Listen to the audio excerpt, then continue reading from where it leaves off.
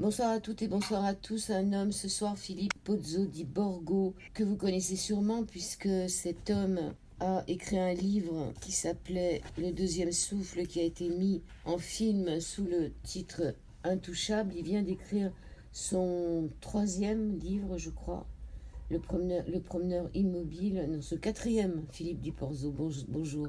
Le quatrième, vous Ouais, avez raison. c'est le quatrième. Aux éditions Albin Michel, qui s'appelle Le promeneur immobile. Depuis son livre témoignage qui inspira le film culte Intouchable, il n'est pas resté inerte comme pourrait le laisser croire son corps paralysé. Il a voyagé dans l'immobile, exploré le silence, conquis la force des fragiles, dansé avec la douleur et fait triompher l'amour. 20 ans après le livre et 10 ans après le film, Philippe Pozzo di Borgo nous écrit Desassuira, où il vit avec sa femme Khadija. Il revisite sa vie fracassée et pourtant si riche de leçons. Il se prend à rêver d'un impossible retour dans le monde des valides auquel il a tant de choses à dire. Comment vous pouvez expliquer le succès d'Intouchable, Philippe Pozzo di Borgo? D'abord par la qualité du casting qui était exceptionnelle. Et je crois aussi la qualité humaine des réalisateurs qui est assez inhabituelle dans le milieu du cinéma. Ce sont deux jeunes, Eric Toledano et Olivier Nakache, qui se connaissent depuis qu'ils sont enfants et qui ont lié une véritable amitié. Et ça se sent dans leurs films. Il y a toujours ces questions d'amitié. Et puis il y a un facteur que l'on ne s'explique pas, qui fait qu'il y a eu 50 millions de spectateurs dans le monde. C'est le plus gros succès du cinéma français dans le monde. Il y a vraiment une coïncidence entre la sortie de ce film et une aspiration de la société en Occident, probablement un peu à la recherche de valeurs, de sens, de camaraderie, de simplicité dans les relations sociales. Et le film est arrivé à ce moment-là. Maintenant, je ne suis pas un expert, je suis juste tétraplégique, c'est mon métier. Et le cinéma, c'est pas vraiment... J'ai du mal à analyser. J'avais affaire à un grand expert lors de la sortie du film, l'avant-première sur les Champs-Élysées, grand expert du magazine L'Express, un monsieur très remarquable. Il m'a dit, vous verrez, ce film fera 5 millions. En fait, on a fait 50 millions. Personne n'avait attendu ça. Oui, vous dites que la société, finalement, avait envie qu'on parle justement de ces intouchables, hein, parce que ces gens, comme on dit, en situation de handicap, c'est un peu nous, quelque part, un jour ou l'autre. Vous l'expliquez dans votre livre, on sera tous un jour confrontés à la vieillesse, à la maladie peut-être, à la mort sûrement, ou à un accident, donc on est tous un peu dans cette histoire d'intouchables. Oui, notre société transmet des valeurs d'invulnérabilité, de force, de performance. Et quelque part, c'est un peu trompeur parce que nous ne sommes pas toujours capables d'assumer ce qu'on exige de nous. Parce que la vulnérabilité, la fragilité, ça fait partie de l'être humain. On ne peut pas l'esquisser ou l'esquiver.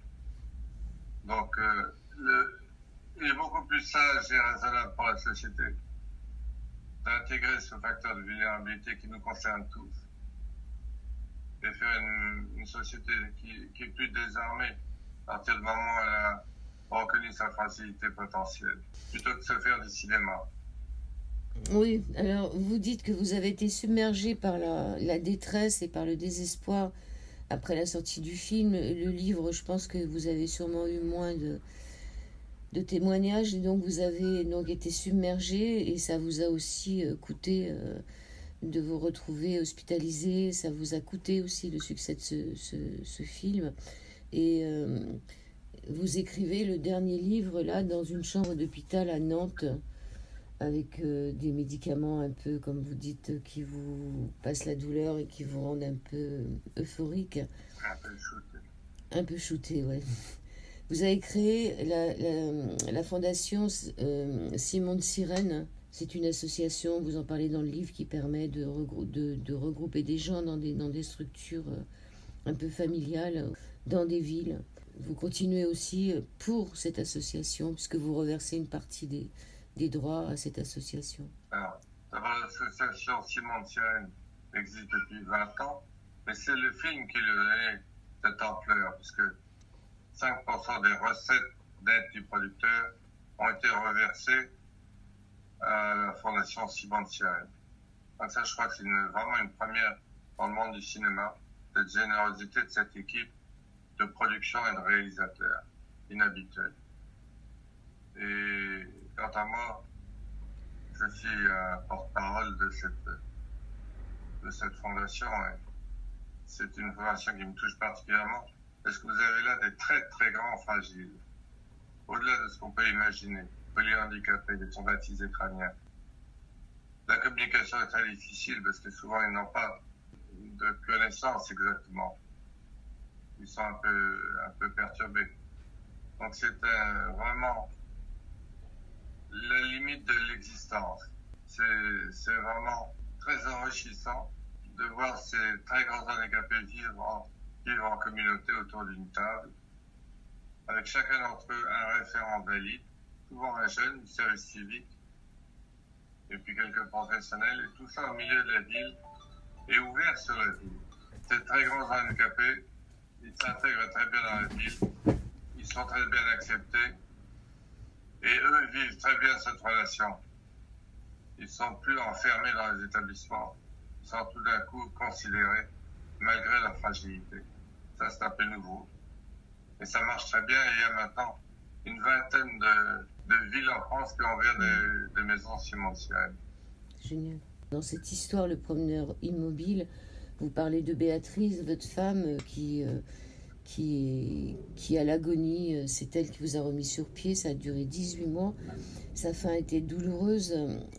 Vous la voyez derrière une vitre. Elle aussi, elle était intouchable quelque part. Vous ne pouviez plus la toucher à la fin de sa vie. Et vous décrivez un peu plus loin qu'ensuite, ça a été, pendant des années, ça a été le silence. Beaucoup de silence, ce grand silence. Et dans ce grand silence, je me désarme. Vous vous désarmez de quoi? Désarmé de tout ce qui pouvait me polluer avant et qui faisait que je faisais un numéro dans la société comme nous le faisons. Et se désarmer, c'est redevenir soi-même, se dépolluer un peu de toutes ces fausses valeurs que la société, redevenir dans sa simplicité, dans la relation à l'autre. Parce qu'en fait, ce qui m'avait manqué pendant toutes ces années de validité, entre guillemets, c'était d'être capable d'être en relation avec l'autre, et particulièrement mon épouse qui était malade pendant 15 ans. Et ça demande un petit peu d'humilité, d'être capable de prendre conscience de l'autre, de rentrer en relation avec l'autre. Et c'est toute la richesse de la vie, c'est ça. Le reste, c'est du baratin. La relation. Et c'est délicieux quand vous êtes tétraplégique. Je ne peux pas dire que ce soit délicieux d'être tétraplégique. Mais quand vous l'êtes, vous êtes dans votre lit d'hôpital la plupart du temps, à regarder votre plafond. Et le moment qui pour moi a beaucoup de sens, beaucoup de valeur, beaucoup de goût, c'est quand une infirmière ou n'importe qui rentre dans la chambre et est obligé de s'avancer, se pencher vers moi. Et je vois un visage qui se penche vers moi. Et cette prise de contact me redonne mon humanité. Et il y a cet échange avec très peu de paroles, mais qui remplit ma vie. Je ne fais pas que d'attendre l'avenue de l'infirmière, hein, soyons clairs. Mais quand je retourne au Maroc et que je retrouve mes filles et mon épouse, j'ai ce même délice de retrouver son regard, de retrouver cet échange. Oui, on a l'impression d'une mère qui se penche sur le berceau de son enfant. Et c'est vrai que l'enfant, il est complètement à la merci des adultes qui s'occupent de lui. Pour rester sur le silence, vous dites que Bernados écrivait que garder le silence, quel mot étrange, c'est le silence qui nous garde. Oui, le silence, c'est dans le silence qu'on peut se reconstruire, aller au fond de soi-même, se reconstruire, retrouver le bien, le mal, le sens du juste, de l'injuste, du beau. Dès que vous faites du bruit, dans le bruit, vous vous dispersez, vous vous perdez. Et dans une société qui est très active, très agitée, très bruyante. Il est très difficile de rencontrer l'autre. Quand vous faites du bruit, vous courez dans tous les sens. Vous ne rencontrez pas, vous croisez les gens. Il faut faire un arrêt sur soi-même, rentrer dans le silence. Et dans le silence, vous êtes enfin disponible à la rencontre de l'autre. Donc le silence, il vous reconstruit. Parce que ce qui vous reconstruit, c'est la rencontre à l'autre. Il faut passer par le silence. Un peu plus loin, vous écrivez que être diminué ne signifie pas être réduit. Tel un sportif, je gagne en endurance. Dans la souffrance, je peux atteindre l'infini. Oui, mais alors là, c'est difficile à partager la souffrance. Et la paralysie, d'abord, c'est quelque chose d'un peu inhabituel. Dans notre société qui s'agite sans arrêt, tout d'un coup, un gars qui ne bouge pas, ça surprend. Et l'autre phénomène qui est issu, dont vous faites allusion, c'est celui de la souffrance. Le chemin de souffrance qui est pourtant extraordinairement répandu dans notre société. La souffrance est omniprésente, mais on ne la voit pas vraiment, parce qu'on ne veut pas la voir. La souffrance est très difficile à communiquer. Il faut passer par la souffrance pour comprendre ce que c'est que l'indicible, finalement. La souffrance, c'est quelque chose d'infernal. Ça vous oblige à presque éteindre l'interrupteur qui est en vous. Donc vous êtes vraiment à la limite de la vie. Et vous allez vous mettre en pause. C'est la seule manière de digérer cette souffrance insupportable, c'est de se mettre en pause. Se mettre à côté de soi-même. Et attendre. Donc c'est une question de patience, d'un certain optimisme sur ce qui viendra plus tard. Et puis dès que la souffrance vous lâche un peu, on repart. Et là, la rencontre de l'autre prend d'autant plus de valeur et de goût. Oui, vous parlez dans votre livre aussi des personnes qui veulent partager votre souffrance. Est-ce qu'on peut partager la souffrance de l'autre? Non, ça ne sert à rien. Non, ça ne veut rien dire. Non, ce qu'il faut, ce que moi j'aime bien quand je suis dans un état très douloureux où je suis presque absent, c'est de sentir la présence de quelqu'un. Et cette présence me suffit.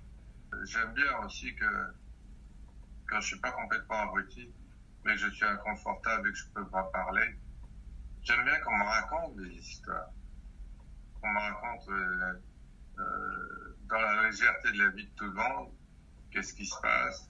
Et j'aime bien qu'on me raconte des choses très anodines.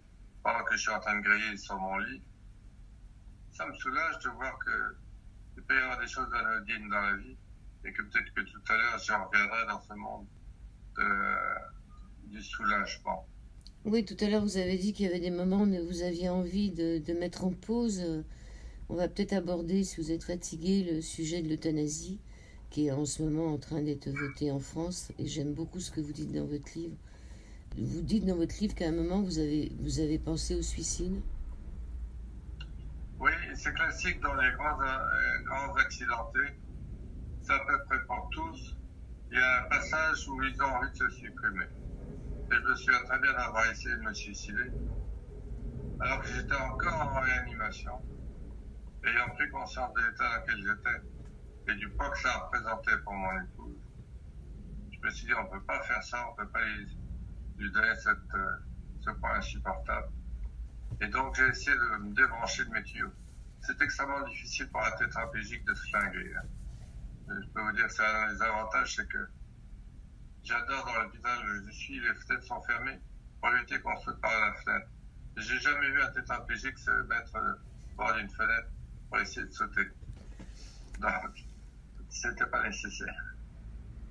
Et oui, donc vous abordez le problème de l'euthanasie, parce que finalement, vous le dites, et moi j'avais déjà entendu dire qu'on a beau signer des papiers de son vivant, vous dites, je crois que quand vous étiez jeune, si on vous avait dit que vous viviez ce que vous êtes en train de vivre en ce moment, vous auriez signé tout de suite pour dire, je veux pas vivre et tout. Mais quand on est confronté au problème, on sait très bien que sur leur lit de mort, il y a les 3/4 des gens qui demandent encore à vivre.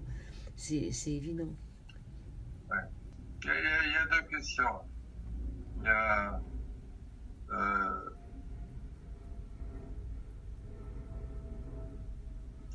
le fait qu'on ait envie plus ou moins de se flinguer.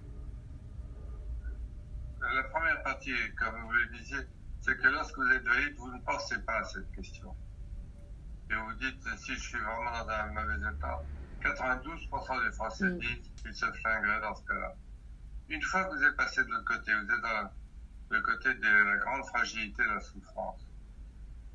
D'abord, vous arrivez à trouver un sens à la vie si vous faites votre silence, si vous faites votre cheminement intérieur, qui vous permet de trouver une signification, une possibilité d'être dans cette souffrance.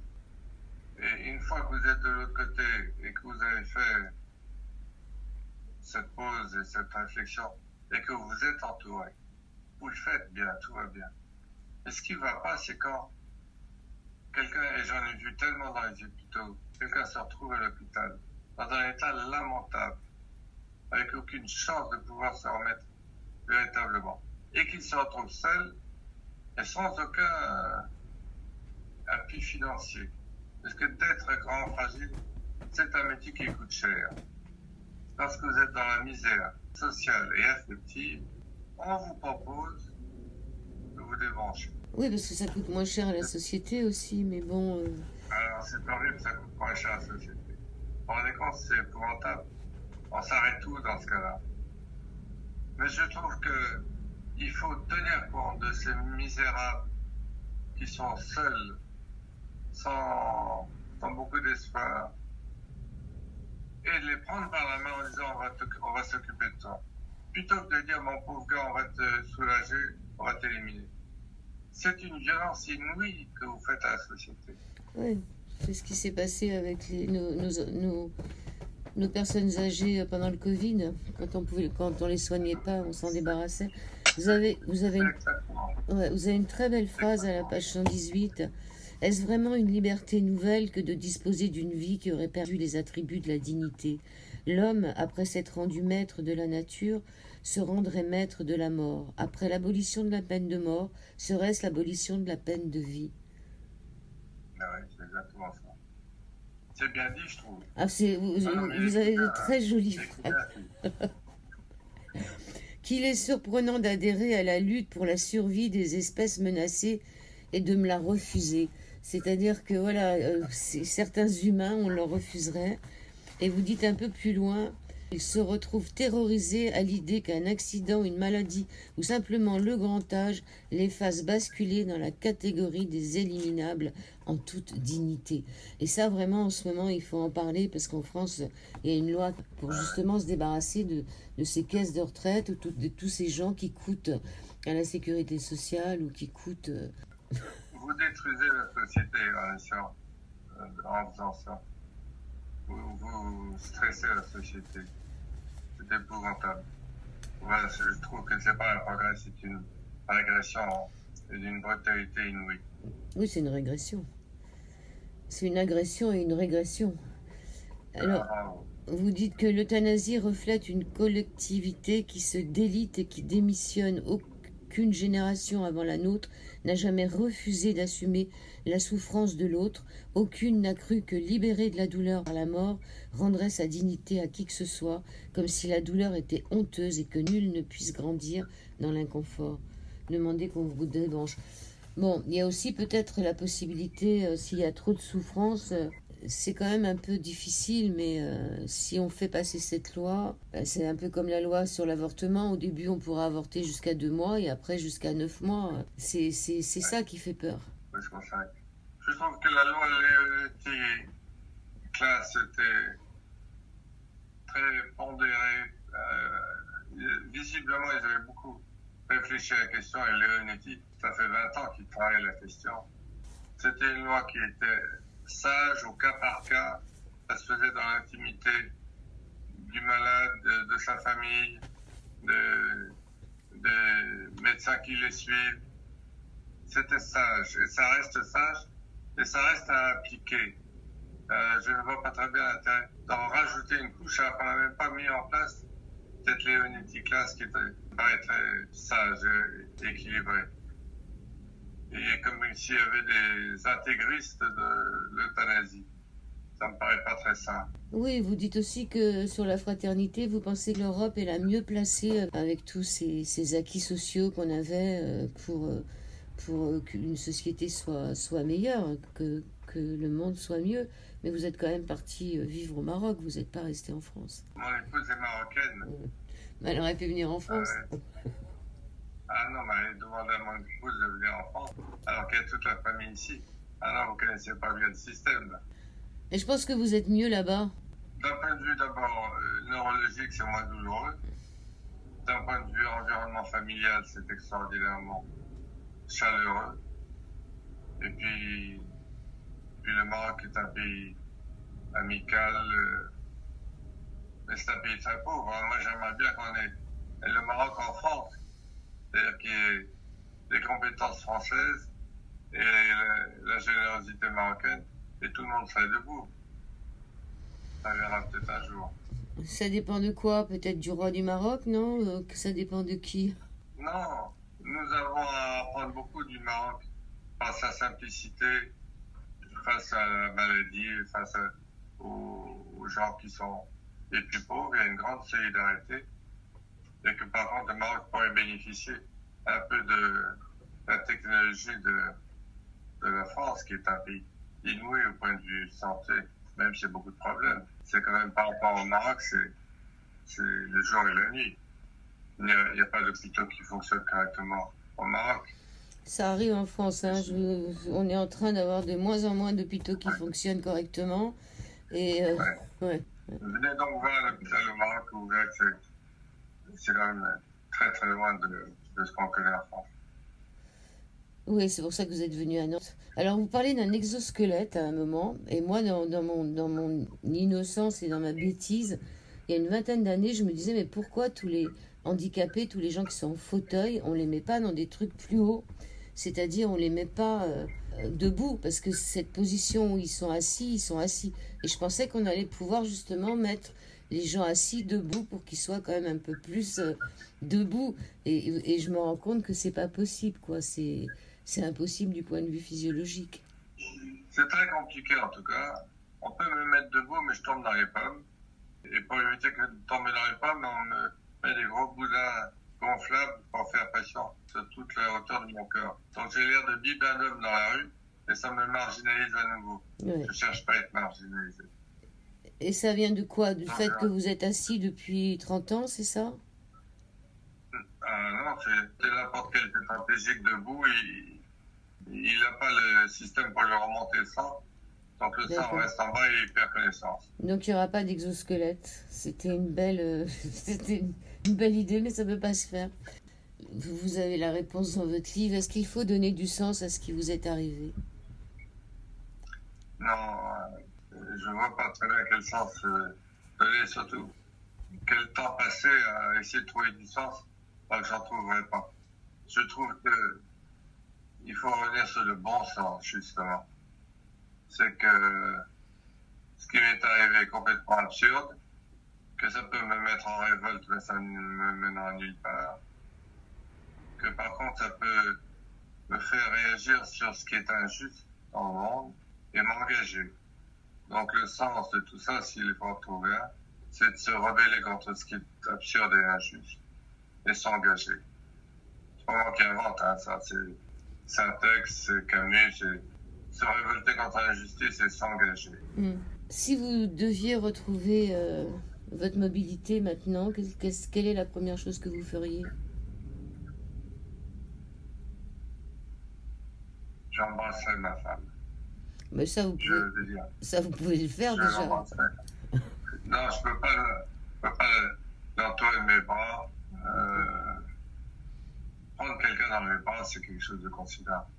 Ma dernière fille pour qui j'ai une patience, parce que c'est une enfant remarquable. Première chose que j'aimerais faire, c'est de la prendre par la main et l'emmener faire le tour du monde. Qu'est-ce que j'aimerais faire d'autre? Il y a des choses que je ne peux pas dire à l'antenne quand même. Non, mais c'est sûr. Mais on a compris. Alors, pour revenir sur votre film, vous n'avez plus de nouvelles d'Abdel. Et pourtant, il vit là-bas, pas loin de chez vous. Vous n'avez pas de nouvelles. Mais je pense qu'il a des problèmes. Abdel avait lancé un projet de poulet industriel en Algérie. Il ne connaissait pas l'Algérie, il était parti quand il avait 3 ans. Donc, il n'a pas du tout perçu, je crois, le côté assez difficile de ce pays et la bureaucratie, voire autre chose. Donc, il s'est lancé dans un secteur, le poulet industriel, et il y avait déjà des gens en place. Des concurrents, ouais. Pour ça, des concurrents. Et des concurrents pas très aimables. Donc, je pense qu'il a eu des vrais problèmes. Et j'espère simplement que ces problèmes sont liés à l'incarcération et pas autre chose. Et je n'ai pas d'idée, mais je suis inquiet. Vous parlez aussi de l'humiliation qu'on a dans les hôpitaux, en tant que patient déjà, quand vous avez tout un tas de gens autour de vous parce que vous êtes un cas et qu'on ne vous demande pas votre avis. Et il y a une chose aussi intéressante que vous dites, que vous aimeriez bien être consulté pour ce qui pourrait être bien, ce qui pourrait être adapté, ce qui pourrait être mieux dans les hôpitaux, que ça ne se passe pas uniquement entre médecins et que ça serait bien de consulter les malades un peu pour savoir ce qui pourrait être bien pour eux. Ça donnerait un peu de bon sens peut-être dans les investissements des hôpitaux. Ça les aiderait peut-être à choisir quelle orientation, quelles sont les vraies priorités pour les patients, et pas simplement d'un point de vue médical et scientifique. Ça me paraît du bon sens. Oui, vous parlez de cette femme, Brigitte, qui est professeure, qui fait vraiment des vraies consultations et c'est vraiment s'occuper de vous, puisque elle-même est en fauteuil. Il ne faudrait pas mettre tout le monde en fauteuil, mais il faudrait peut-être de temps en temps que les médecins se mettent un peu à la place des patients. Oui, alors je pense que cette Brigitte Perroin-Verbe, qui dirige le centre de l'éducation à Nantes, aurait eu la même attitude en fauteuil ou sans être en fauteuil. Il y a aussi une nature bienveillante, et puis extraordinairement intelligente, qui sait que en posant la question à ses patients, en les auscultant pendant du temps, elle va trouver la solution éventuellement. Donc c'est une médecine pragmatique et bigrement efficace. C'est la médecine à l'ancienne où le médecin prenait du temps, non à remplir des formulaires, mais à écouter le patient. Et la dernière fois, quand votre médecin a changé, finalement, il y a eu un problème sur les résultats d'analyse. Donc, il ne vous a pas écouté. Il a fait une liste de confrères à faire travailler, des analyses par-ci, des analyses par-là. Et puis, finalement, la seule qu'il aurait dû faire, il ne l'a pas faite. Ça devient vraiment une médecine de copinage où on fait travailler le labo, le radiologue, on fait travailler tout le monde. C'est pas le cas en tout cas pour celui-là. C'est juste que ça doit être assez sécurisant de faire des examens dans tous les sens. Et c'était un jeune médecin qui est arrivé, il n'a probablement pas encore le métier. Mais c'était pas une question de copinage du tout, c'était juste une question d'expérience, de manque d'expérience, je pense. Je le souhaite en tout cas pour ce monsieur. Oui, ben, je pense que vous dites la vérité. Je pense que... Mais c'est quand même un peu dommage parce qu'il n'a pas consulté le dossier. Non. Il ne fallait pas consulter le bonhomme. C'est-à-dire moi. Ouais, bah oui, c'est vous le dossier. Mais il devait être sûrement très concentré à remplir ses cases sur un ordinateur sans vous regarder. Et ça, je trouve ça fou que maintenant les médecins, en 10 minutes, ils vous font une ordonnance sans même vous avoir regardé dans les yeux ni tirer la langue. Je vais arrêter de râler. Mais il y a de quoi râler quand même. Oui, parce que finalement, c'est déjà assez humiliant, assez pas bien de se retrouver handicapé dans un fauteuil et tout, mais... il y a aussi cette humiliation dans les hôpitaux quand on ne vous voit pas ou quand vous avez de cobaye, quoi. Il y a beaucoup de choses dans votre livre. Je pense qu'on va s'arrêter là. Qu'est-ce que vous auriez voulu rajouter? Moi, c'est vraiment sur l'euthanasie que j'avais envie de faire cette émission parce qu'on est en plein dedans là, et j'étais contente que vous en parliez. L'euthanasie, c'est un vrai sujet. Moi, ce qui me frappe quand même dans nos hôpitaux, c'est souvent la solitude. Je suis fasciné et angoissé par cette solitude. Tant de personnes qu'on laisse en marge de la société, qui sont dans le chagrin absolu. C'est une souffrance morale épouvantable de se sentir abandonné. Et je le vois même chez des jeunes qui arrivent qui ont eu un accident récent, qui sont largués par leur famille, leur petite copine ou leur petit copain. Et plus personne ne vient leur rendre visite. Et ils pleurent toute la journée. Ou ils pleurent, mais je les entends pleurer à travers les cloisons de ma chambre. Et je me dis, c'est pas possible. Alors, on se parle heureusement dans un étage de l'éducation, dans l'animation. On est là pour 1 an ou 2, donc on a le temps de faire connaissance et de se soutenir les uns les autres. Mais je trouve que c'est dans la société tout entière qu'on devrait se soutenir les uns les autres. Donc, si je retiens quelque chose de ma expérience de grand fragile, c'est que si je suis encore là et je suis probablement le plus ancien tétraplégique cervical 3. C'est une gradation aristocratique du handicap. Un cervical 3, c'est presque le paradis. Vous êtes totalement handicapé, totalement paralysé. Mais si je retiens quelque chose dans ça, et ce qui m'a permis de survivre, c'est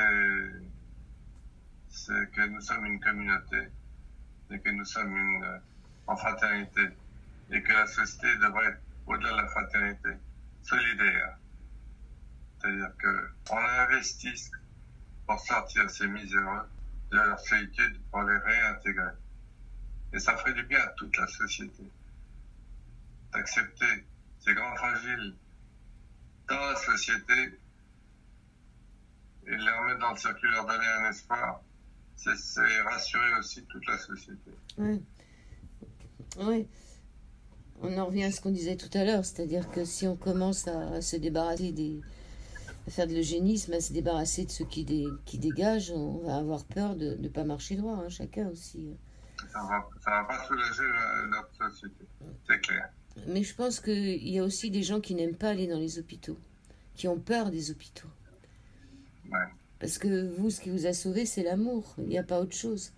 Si vous sentez qu'il y a des gens qui veulent que vous sortiez de là, vous allez sortir. Si vous sentez que vous intéressez personne, il n'y a plus personne qui vient vous voir, bah je veux dire, vous vous laissez glisser. Donc, est-ce que la société est assez pleine d'amour pour accepter des gens différents il y a Est-ce qu'elle est assez pleine de bon sens pour accepter les gens différents? C'est pas la question. Je regarde ces expériences de fin de vie dans les établissements. Des bénévoles, j'ai des amis qui font ça, ils sont bénévoles. Ils vont tenir la main des personnes en train de mourir. Ils ne se connaissent pas. Mais il se passe quelque chose entre eux. Pourtant, ils ne se disent pas grand-chose, parce que la personne qui se meurt est très fatiguée. Mais elle sent la présence de l'autre. L'autre lui tient la main. Et elle part comme ça avec cette main inconnue qui la tient. Ben, c'est pour moi la plus belle chose dans une société.